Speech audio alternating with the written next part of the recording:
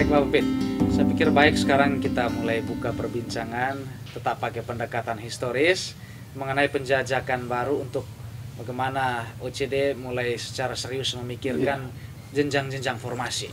Nah, kira-kira kita mulai, kira-kira tempat mana yang pertama sempat terlintas dalam benak Pater John dan Pater Tom untuk kita mulai usahakan supaya dapat lahan baru untuk rumah pendidikan jenjang lanjutannya. Ya. Nah, dalam hati Pater John itu, kalau novisiat sudah selesai, sekarang studi filsafat di mana? Maka Pater John awalnya itu berpikir sudah tidak usah pergi jauh-jauh, di Rita Pires saja, di Rita Pires. Maka pada akhir tahun 90, tanggal 30 Desember 90, nah ini kita sambil betul-betul dengan sepenuh hati jiwa menyebutkan nama-nama yang sangat berjasa dari awal itu. Nah, tanggal 30 Desember itu, jadi waktu itu kami ke Ledellero. Ya. Ke Ledellero. 30 Desember 1990. Jadi pada akhir tahun ini mau tahun baru. Ya. Nah, jadi saya, Pak Pater John, Ignas Ngiso, Ya. lalu Leo Goja, kami sebelum ke Rita Pires, singgah dulu di Nona lapor uskup. Lapor. Kami lapor uskup. Ya. Nah, jadi mengapa dibawa Pak Ignas? Karena dia guru STM dan ya ahli juga untuk ukur mengukur. Ya. Nah, itu tugas kita bawa Ignas ini. Ya. Nah, bawa Ignas. Kemudian kami tiba di Ledellero itu sudah jam 8 malam. Nah, ya, karena masih putar-putar, ya. Lalu tanggal 31 Desember 90, kami dengar-dengar bahwa Pater Romo Lukas Lucy, PR, itu ada tanah warisan. Tanah warisan dari keluarga. Ya. Dan itu yang terletak itu di sebelah barat dari seminari Rita Pires itu. Ya. Ya. Kami bertemu dengan Romo. Ya.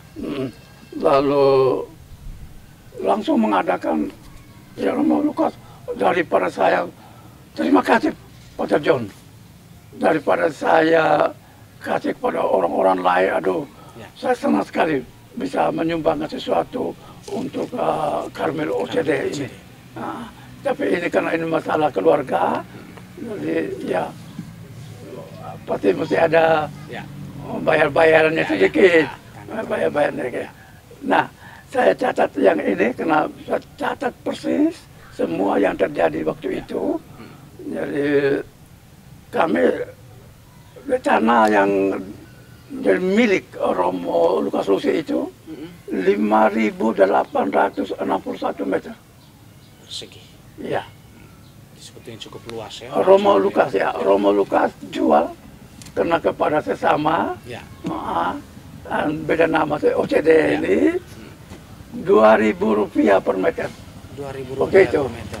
Ya, waktu itu. Maka totalnya Pater John bayar 11.723.000. Wow, untuk harga masa itu ya. Kemudian sorenya kami persiap-persiap dulu. Begitu kami beres persiap-persiap, maka saya di sana. Sorenya kembali. Serahkan uang panjar 3.168.000. Ya. Dan resmi disaksikan oleh sekretaris kecamatan, kepala desa, wakil kepala desa yang keluarga dengan Romo Lukas Lucy, namanya Alex Lukas Lazifun. Iya. mereka menjadi saksi, maka langsung sudah OCD mendapat tanah di samping itu. Ya. Jadi itu kita memperoleh tanah yang artinya secara kepemilikan sebetulnya OCD sudah secara sah resmi, sudah ada transaksi dengan juga pemerintah, dengan pemerintah. surat tanda tangan semua, ya sudah sah.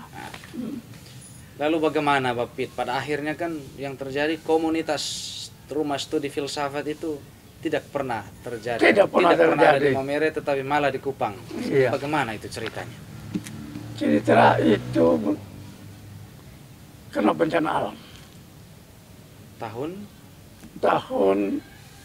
kita sudah masuk ke tahun 91, tahun 92, 92. bulan Desember tuh. Gempa besar. Gempa besar, tsunami di Maumere. Jadi begitu. Nah, ini juga membawa rasa trauma. Sebenarnya Pak Tejo sudah mulai bikin fondasi juga. Ya. Karena gempa itu, Pak Tejo langsung berubah haluan. Gempa bukan hanya kali ini. Ya. Dia berpikir tidak bisa.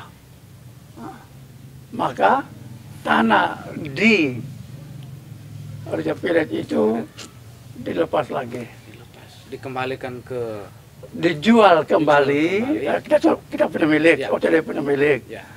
Dijual lagi ke seminari Raja Piret. Karena orang Lukas itu, jadi kita nego dengan seminari Raja Piret, jangan jatuh kepada awam tuh. Teman di seminari ini jangan ada gangguan. Ya. Sudah ada jalan masuk ke situ. Yang jalan masuk dibuat khusus, ya, dengan camat, dibuat akte, sertifikat khusus jalan masuk. Ini bukan milik umum. Jadi, nah, kena gempa itu. Kata John bilang tidak bisa, gempa ini akan terjadi lagi nanti. Ya, karena itu kita harus mencari tempat lain. Dan tidak di Flores. Jangan sampai terjadi. Lalu mengapa pada akhirnya Kupang yang diputuskan? Dapat ceritanya? Iya, cari-cari apa tadi John? Masalahnya menyangkut sesuai novis, mereka belajar kemana? Raja Piret terjadi. Ya. Nah, itu dasarnya bahwa sudah kita pindah ke Kupang saja. Ya. Prates studi di Kupang. Ya, di sana pasti kita akan mendapat bantuan dari sekretaris uskup. Maka kontaklah Romo ini Alopenito. Romo Alopenito. Maka disebut-sebut dalam sejarah OCD, Romo Alopenito itu memang yang diminta sangat bantuan untuk mulai mengurus, termasuk tanah di mana mereka lebih tahu di mana saja yang bisa dibeli oleh OCD. Iya. Untuk mulai bangun rumah pendidikan filsafat sana. Sehingga begitu selesai novisiat itu, ya, prater sudah disiapkan, tetapi sudah terlalu mepet waktunya. Ya. Terlalu mepet waktunya itu. Jadi prater ke sana itu, saya antar, mama izinkan. Peran mama juga ada. Mama, prater mau datang. Jam dini hari mereka dari Bajawa, dan mereka sudah tamat di novisiat. Sekarang mau studi filsafat, sudah nego Pater Romo Alopenito, urus di Kupang. Nah, saya antar dulu mereka, Pater John minta. Jadi itu terjadi tanggal 16 Juli 93. Jadi dengan kapal Kelimutu, Prater OCD ke Kupang. Baik Pak Pit, itu tadi kisah bagaimana OCD mulai mengembangkan sayap keluar dari wilayah Flores, tempat ini. Lalu sayap berikutnya dikepakkan ke arah mana, Pak Pit? setelah ke Kupang, setelah ke Maumere tadi, Iya. pada akhirnya ya ada beberapa pertimbangan yang akhirnya Maumere tidak jadi dan harus ke Kupang. Selanjutnya sayap ini dikepakan ke arah mana? Itu kan sudah akhir tahun 90 Ya. Sudah dapat. Jadi sayap sudah terbang, sudah kepak-kepak. Awalnya bukan di Penpui. Ya. Ya. Ah. Dia lebih ke sini dekat jembatan Lilibah. Ya. Karena kota. Tetapi karena ada ya itulah otak-otak, ada abang yang urus itu, cari untung, akhirnya Peterjon lepas, ya urus dengan Pastor Proki di Naikoten. Di Naikoten, sehingga Prater waktu itu tinggal di gedung paroki di Naikoten. Ya, ya. Ya untuk sementara, sambil Pater urus lebih lanjut. Itu yang sampai di Kupang itu. Ya, itu nanti muaranya sesudah tidak jadi di dekat jembatan Lilibah, saya lupa namanya itu wilayah itu. Dapatlah di Penpui itu. Baik, Bapak Pit, kita sudah bicara banyak bagaimana OCD Putra mulai mengepakkan sayap keluar wilayah Flores. Dan setelah Maumere, akhirnya harus mencari tempat lain untuk menjejakkan kaki dan dapatlah di Kupang. Singkat cerita, selanjutnya tempat mana lagi yang dituju? Kembali ke Flores. Ya, kembali ke Flores. Dan kepakan sayap ke wilayah Riung. Ke wilayah Riau. Wilayah Riung. Mengapa mau ke Riung? Karena di sana ada alamnya itu. Alamnya itu ada padang yang luas. Penghuninya masih kurang. Masih kurang. Ya begitu. Jadi ini semua harus sudah ada dalam otak Peterjon. Nah, berangkatlah kami ke sana tanggal 27 September 91. 1991. Jadi kelompok kami itu Peterjon, saya, Pak Nemus Mas, Manimus Mas, dan Pak Thomas Dolarado. Thomas Dolarado. Ya. Kemudian ini hal yang lucu. Dalam pikiran saya itu jarak dari Berjawa ke Maronggela ini berapa ya? Ya. Jaraknya ini. Mau ukur bagaimana? Ya. Inspirasi pun muncul. Ya, ya. Jadi saya bilang, Pater, saya duduk dekat di samping supir. Sama jeep, Ya. ada jeep OCD waktu itu. Ya. Saya mau dekat dan lihat speedometer kita punya jeep ini.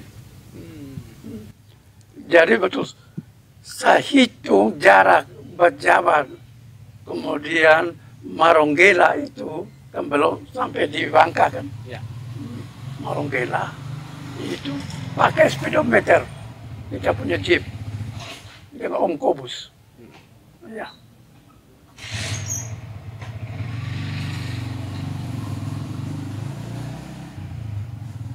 Nah, di situ kan kita lihat hitam-hitam bekas orang bakar itu masih biasa sekali di sekitar Maronggela itu. Di Maronggela itu sebenarnya bukan pemekaran tapi perpindahan dari Barukia. Ya. Barukia. Dan di buku ini Om Barukia, Pastor Prokinya salah satu yang laki-laki itu, Romo Herman itu. Romo Herman itu. Jadi dia yang berkisah banyak itu juga tentang perpindahan Barukia ke Maronggela itu. Maronggela. Nah, kami ke sana bawa dengan 2 orang Riung itu, maksudnya supaya pembicaraan lancar. Tujuannya waktu itu adalah mau minta umat di Riung, Maronggela, sebidang tanah yang cukup luas.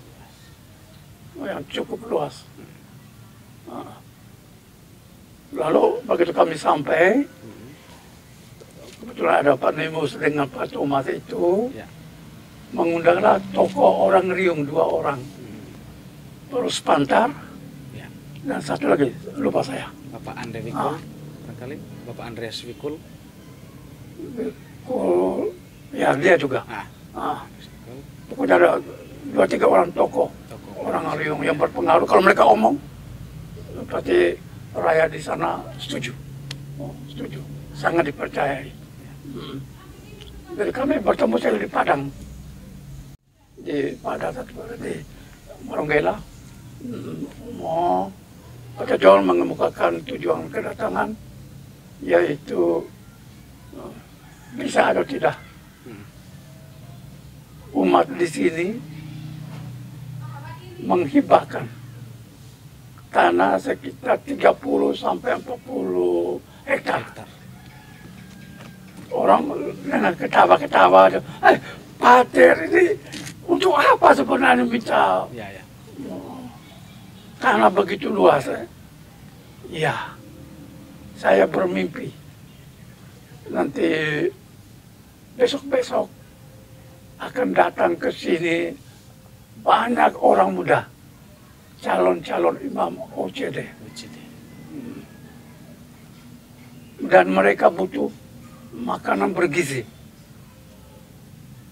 Saya mau pelihara sapi untuk kasih makan sapinya anak-anak pelatihan. Mereka bilang, Pater pikir jauh begitu, Iya. Jadi kalau umat sudah mengerti maksud saya, dan besok-besok wilayah ini akan sangat terkenal ke seluruh dunia. Jadi kalau kamu beri, begitu sudah perkembangannya untuk besok-besok ini.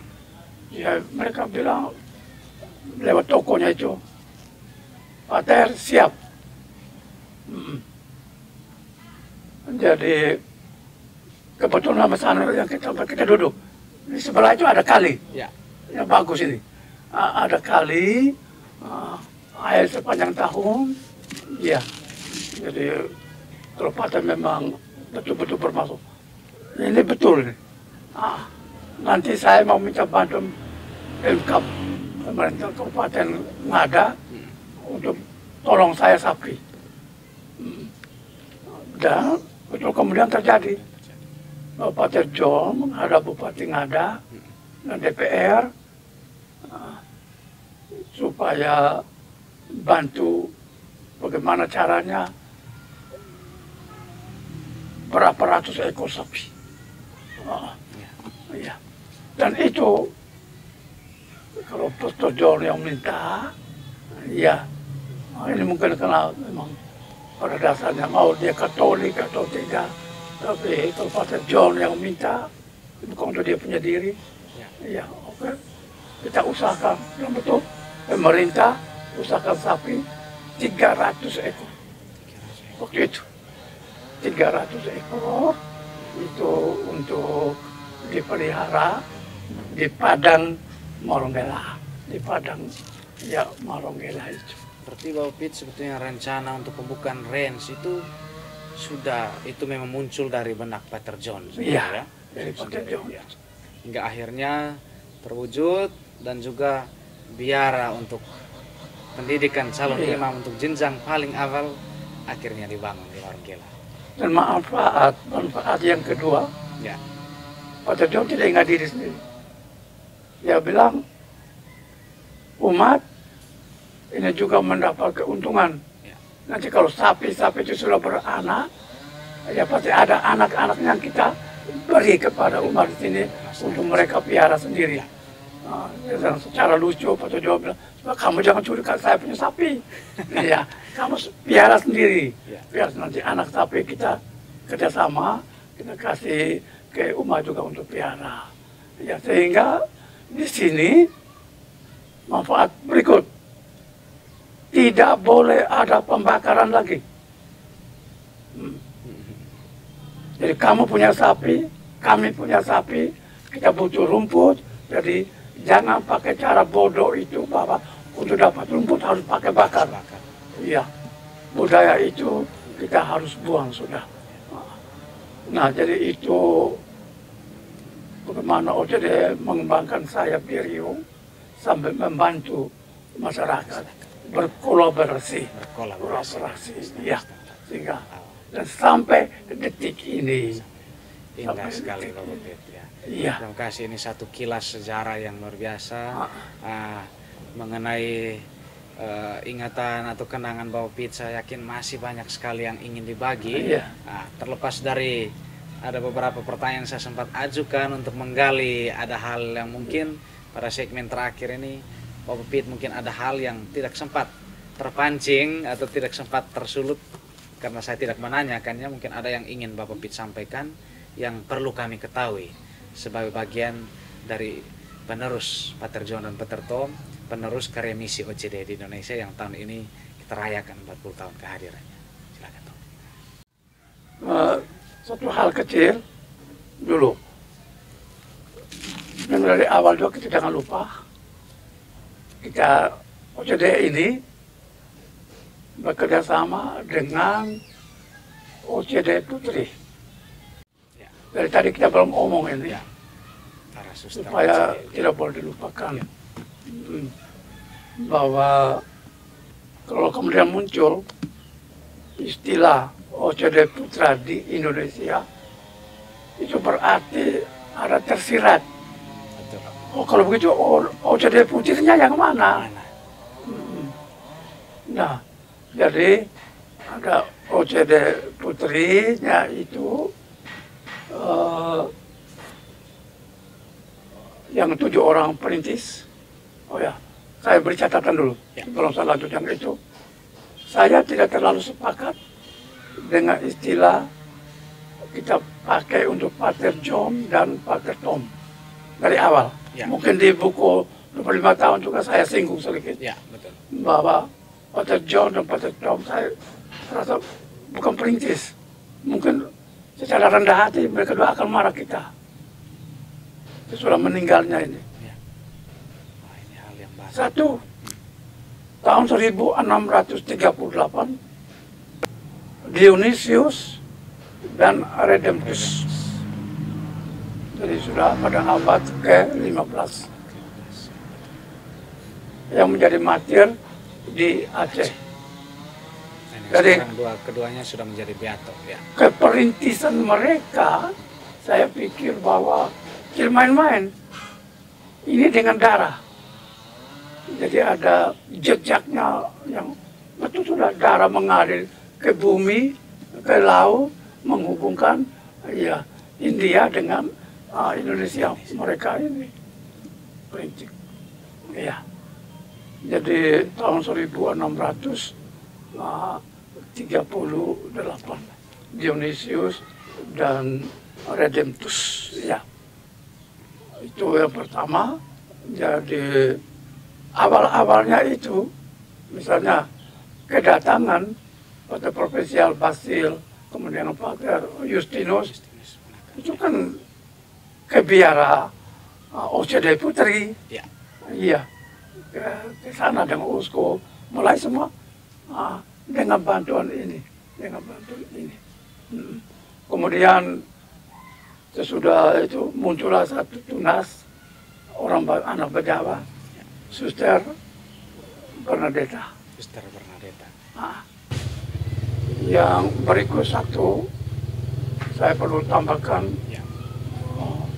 omong-omong semua yang lain-lain itu, yang fisik-fisik material ini, sebenarnya perlu disebutkan ini dalam video ini, bahwa kekuatan Pater John dan Pater Tom itu adalah doa dan kerendahan hati mereka, yang selalu satu mempercayakan Proki sebenarnya kepada awam-awam. Jadi kalau datang pastor baru, Pater Vincent dengan teman-teman yang kemudian itu, kalau secara berpikir agak kampungan atau kayak lebih pada awam, itu jangan sampai Pater John dan Pater Tom ini bisa menimbulkan iri hati kepada teman-teman yang muda-muda ini. Ya. Oleh karena mereka lebih percaya kami beberapa orang ini, terutama kalau di paroki, Ya, betul. saya dengan Pak Mundus. Pemundus Kila. Ada Bapak Mundus Kila. Ya.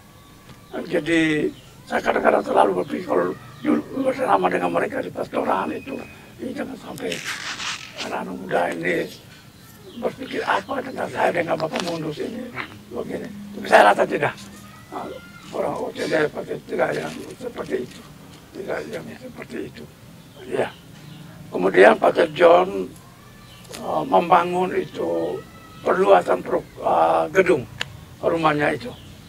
Nah, supaya diketahui kalau gedung yang di belakang itu bisa bangun sampai dengan 5 tingkat. Jadi Pater John itu dengan itulah kita belajar dari dia pengalaman di India barangkali. Ya. Suatu saat begitu mau bangun itu yang di bagian belakang, itu masih kosong dengan umat di belakang itu. Dia minta tukang-tukang dari Bogenga itu dari Bogenga itu apa? Cari aur hutan. Ya. Lalu dipotong kira-kira paling kurang 2 meter. 2 meter. Lalu itu kami lihat, Pater kenapa ini? Lalu suruhlah orang-orang Bogenga datang. Ini, ayo, kamu benamkan ini, aur ini sampai hilang ke dalam tanah. Nah, baru dia bangun. Dia bangun. Itu gedung yang di belakang perluasan itu. Saya tanya, Pater kenapa? Pater buat begitu. Dia bilang apa? Gempa. Sehingga kalau itu tidak hanya ada yang begitu, dia keduanya goyang-goyang, tidak akan roboh itu, tidak akan roboh. Jadi itu gedung itu kuat betul, itu bangun itu dengan cara yang begitu, kemudian dengan campur dia sendiri yang bangun. Iya. Bapak Pit pernah gali apakah memang beliau punya latar belakang? Tidak, saya tidak pernah tanya. Ilmu itu dapat dari mana? Saya tidak pernah mau tanya. Saya tidak rasa berat mau tanya yang itu. Tapi Bapak Pit yakin bahwa selalu ada maksud Iya. dari apa yang dilakukan. Begitu. Jadi, Baik Bapak Pit, mungkin tadi Bapak Pit ingin menyinggung sedikit bagaimana peran para OCD Putri, para suster kita, Rubia Karmel Tak Berkasut, bagaimana peran mereka sampai juga OCD Putra ini juga hadir di Indonesia. Mungkin itu yang Bapak Pit singgung ya. Nah, begitu dari awal tamu-tamu dari India datang, mulai dari Pater Provincial tadi, Bastil dengan Justinus itu datang. Ya, di Jawa kan belum ada rumah. Yang pasti dicari itu apa? Karmel OCD sini kan ada di mana itu? Mana saudari kami? Ya, saudari ini ada. Jadi setiap kali, apalagi dia gerbang masuk kota Jawa, ya, uskup selalu bawa ke suster Karmel itu. Sampai begitu. Kami juga punya pengalaman waktu seminari di Mataloko. Kalau ada kesempatan kami selalu ke biara. Waktu itu masih ada pele itu pakai kisi-kisi. Suster masih pakai dengan kerudung hitam kalau bertemu dengan kami. Tapi selalu diterima di situ. Iya. Jadi peran dan Roma General kalau ada pesta besar di paroki Santo Yosef, sudah pasti langsung mengizinkan para suster harus ikut. Supaya tahu persis keadaan di luar dan doakan perkembangan yang sedang berjalan itu. Ya, jadi pesta perak, pesta ini emas, ya kemudian ada peletakan batu pertama di Bogenga, lalu peresmian biara di Bogenga, suster-suster Karmel selalu diundang. Nah, mereka diundang. Setelah mereka tentu saya dapat izin untuk Iya. keluar dari klausura. Untuk keluar dari klausura itu. Iya. Jadi kami juga baru mengerti betul apa itu klausura itu. Ya. Karena yang begitu-begitu tuh. Oh, jadi general sendiri dari Roma itu meskipun ada kuasa khususnya itu, tapi tidak sembarang masuk. Apalagi kita laki-laki yang lain, termasuk imam, itu memang ada tembok besar di dalam itu kayak begitu. Tidak bisa lewat klausura, tidak bisa. Iya, jadi tapi yang terutama yang saya kemudian secara pribadi juga selalu memanfaatkan kalau dapat susah Ya. ke suster. Pak Pit, terima kasih untuk sharing yang sangat bagi saya ingatan dan kenangan Bapak Pit ini memang sepertinya tidak tergerus usia. Apalagi ketika bicara tadi beberapa tanggal bahkan masih disebut detail. Nah, akhirnya Bapak Pit, pendekatan historis yang kita sharingkan pada kesempatan ini, hendaklah itu bukan hanya sekedar untuk bernostalgia atau membawa kenangan kembali ke masa lalu, tapi bagaimana menarik pengalaman atau peristiwa sejarah itu untuk menjadi satu nilai yang bisa kami wariskan untuk melanjutkan karya misi OCD yang sudah genap 40 tahun di Indonesia ini. Pada akhirnya, apa yang ingin Bapak Pit sampaikan sebagai harapan, sebagai satu dorongan untuk OCD Indonesia? Hal yang pertama sekali itu saya ingat ini yang bisa diteruskan dan saya yakin itu sudah dijalankan, itu di paroki Santo Yosef Berjala, Pater John dan Pater Tom dan karyawati yang bekerja di sana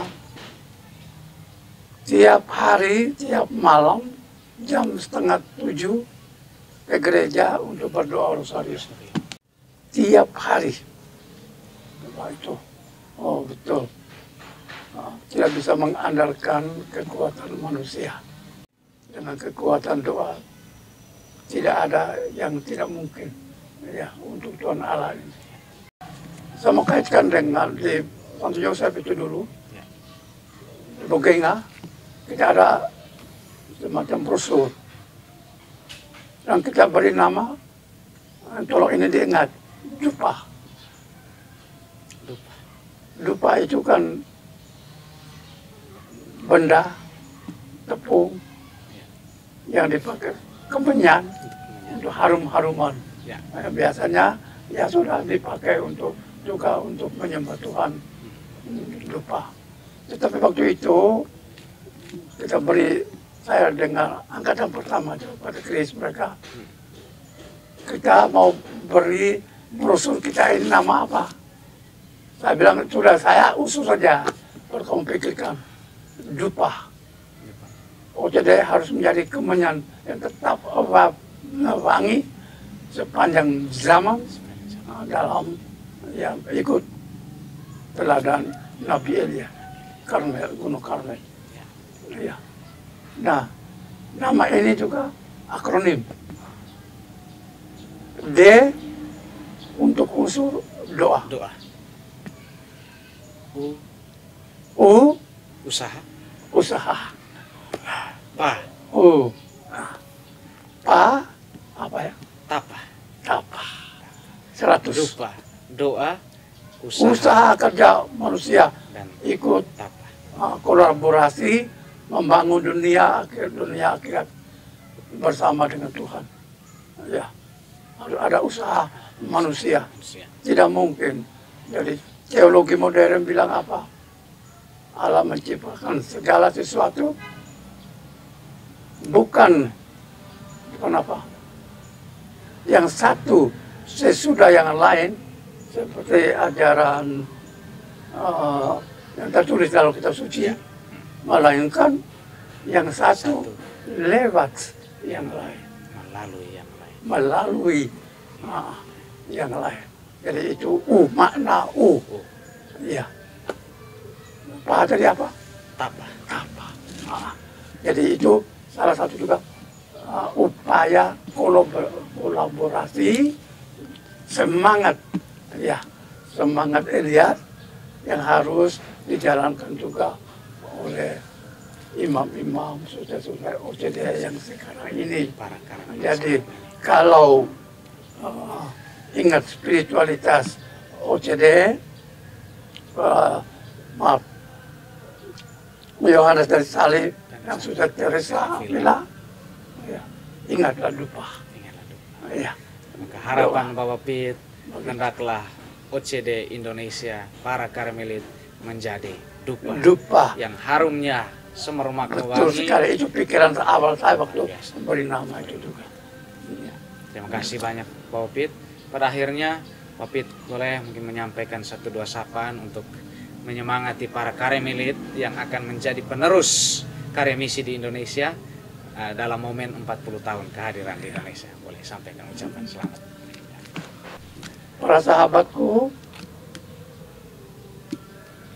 OCD dan OCDS, hari ini saya dan keluarga sangat bersyukur bahwa kami diperkenankan dalam perjalanan hidup ini, ya, sudah bertahun-tahun berada di Paroki Santo Yosef Bajawa yang dipimpin oleh imam-imam Karmel OCD. Sore ini seakan-akan kami masih ada di Bajawa dalam satu kesempatan yang sangat istimewa, yakni ikut merayakan 40 tahun karya Karmel OCD Putra di Indonesia. Ya, di Indonesia.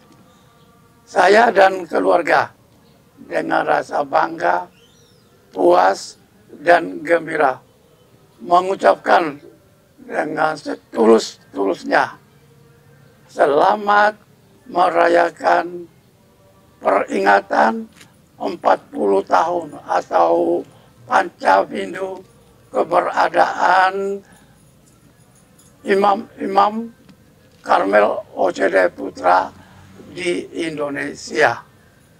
Mudah-mudahan Karmel OCD Putra di Indonesia semakin berkenan kepada Allah dan kepada manusia. Itu saja harapan kami, dan kami ikuti dari belakang memberi dukungan dengan doa-doa kami. Sekian dan terima kasih atas perhatian. Terima kasih Bapak Pit. Tidak lagi ada kata kesimpulan. Ini bukan lembar terakhir dari sejarah yang akan ditorehkan OCD. Ini justru menjadi satu lembar baru yang ketika kita menoleh ke belakang mengumpulkan kembali energi untuk terus berlangkah maju. Ya. Ya. Terima kasih Bapak Pit. Terima kasih juga. Kita. Ya. Terima kasih Tuhan. Sampai jumpa dalam episode